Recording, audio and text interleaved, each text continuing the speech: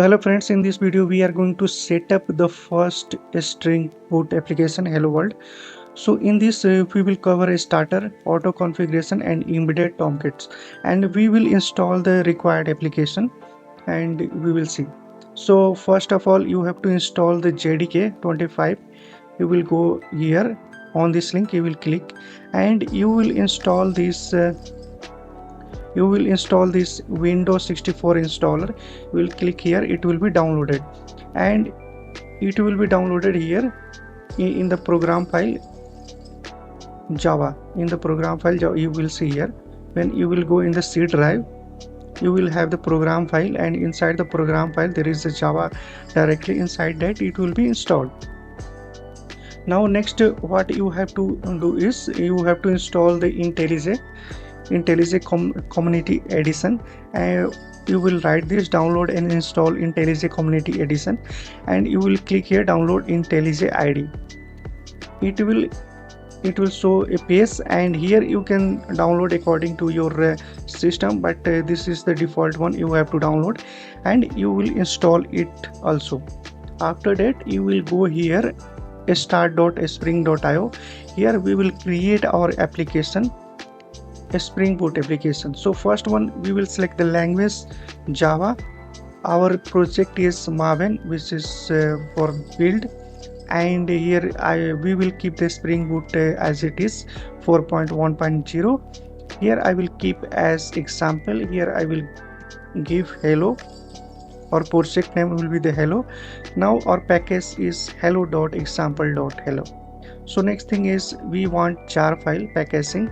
Property is property file will be that configuration file will be the properties, and we will select only 17 here, Java 17. Now next thing is we have to add the dependency. Okay, we have to add the dependency, but before that we have to go through something. What is the starter? Okay, so here we will go through it. So in the starter, a starter is essentially a pre-packaged set of dependency. It is the dependency to make our application started with a particular functionality without manually configuring out which library we need. So for example, we need the web, we want to develop a web application and we want the web functionality. So what I will add is I will add the Spring Boot starter, and this is the web. I will add the web, and what it contains is it includes the Spring MVC model view controller and Tomcat and JSON format data. So if I want to perform some database activity, I will add it is JPA, which is the Java Persistent API, which includes the JPA and Hibernate for database operations. So next thing is we will add the security. It is for the authorization and authentication purposes. And next thing is for test, which includes the JUnit test and the Mockito testing. So this is the what a Spring Boot starter includes, the functionality. So this is all the dependency injected when we run the application. Okay, now we are going to add the dependency because we want the web functionality and the web functionality for the RESTful APIs. So we are going to add this Spring Web. Now we have added, we will generate this, and the folder will be downloaded. So what we will do is we will open this zip file. Okay, and I will unzip it, extract it, and where I will extract, I will go here one step back, and I will select the Spring Boot project. Here is the Spring Boot.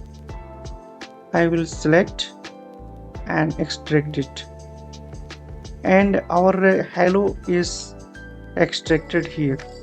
Okay, you can see is 9 August, and I will open the IntelliJ, my IntelliJ ID.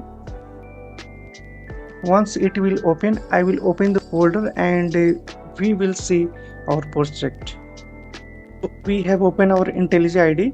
Now I will click here and I will go here open, and I will go to the same directly.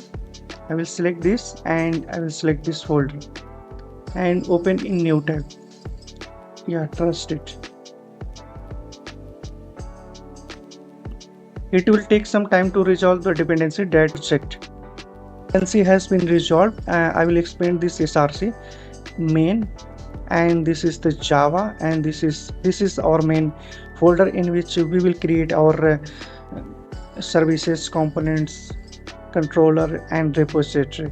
Okay, this is the main application file in which you can see here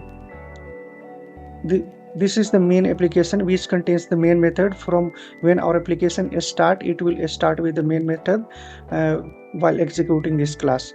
So we have saw this. Now what is the auto configuration?